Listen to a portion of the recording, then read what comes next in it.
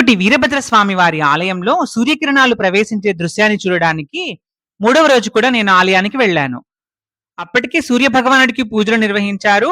భక్తులు అటువైపు ఇటువైపు కూర్చొని ఉన్నారు చూడడానికి. 6:30 తర్వాత డైరెక్ట్ గా మహాకాళేశ్వరుడి దగ్గర సూర్యకిరణాలను గమనించాము గత 2 రోజుల్లాగానే. అక్కడి నుంచి డౌన్ కాకుండా డైరెక్ట్ సెంటర్కి వెళ్ళాయన్నమాట సూర్యకిరణాలు. గర్భగుడికి వెళ్లే దగ్గర బ్యారికేడ్ ఉంటుంది కదా, మధ్యలో డివైడ్ చేసేది, అక్కడికి డైరెక్ట్ పడ్డాయి. నెక్స్ట్ అప్పటికే జనాలందరూ అటువైపు ఇటువైపు తలలు ఊపుతూ చూస్తున్నారనమాట. దానివల్ల ఫోటోలు సరిగా రాలేదు. కొంతమంది లోపల కూర్చోబెట్టారు నందీశ్వరుడికి ఆపోజిట్ లో బ్యాక్ సైడ్. వాళ్ళైతే డైరెక్ట్ గా సూర్యకిరణాలు స్వామి దగ్గరికి వెళ్ళాయి, పాదాలను తాకాయని చెప్పారు. మాకైతే గర్భగుడిలోకి ఎంటర్ అవుతున్న దృశ్యం అయితే బాగా కనిపించింది. అది కింద నుంచి వెళ్తున్నాయి అనమాట. ఫస్ట్ సెంటర్కి వెళ్ళాయి పైన పడి, ఆ తర్వాత కింద నుంచి వెళ్ళి స్వామివారి పాదాలను తాకాయి సూర్యకిరణాలు అని చెప్పారు. అదైతే నేను ఫోటో తీయలేకపోయాను, ఎందుకంటే నేను బయట ఉన్నాను కాబట్టి.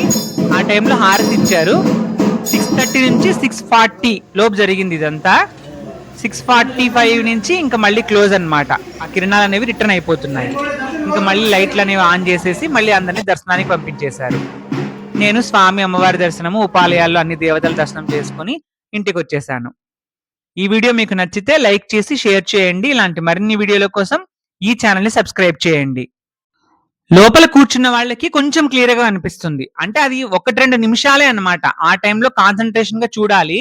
బయట కూర్చున్నప్పుడు ఏంటంటే అటు ఇటు ఎవరో ఒకరు రావడము, కదిలిచ్చడము, దానివల్ల అంత కాన్సన్ట్రేషన్ గా చూడలేము. నేనైతే ట్రై చేశాను. సూర్యకిరణాలు అయితే నిన్న మొన్న వచ్చిన దానికన్నా వేరే యాంగిల్లో డైరెక్ట్ గర్భగుడిలోకి అయితే వెళ్ళాయి ఈ రోజు. స్వామివారి పాదాలను సూర్యకిరణాలు తాకడం అయితే నేను చూడలేకపోయాను, బయట నుంచి గమనించాను.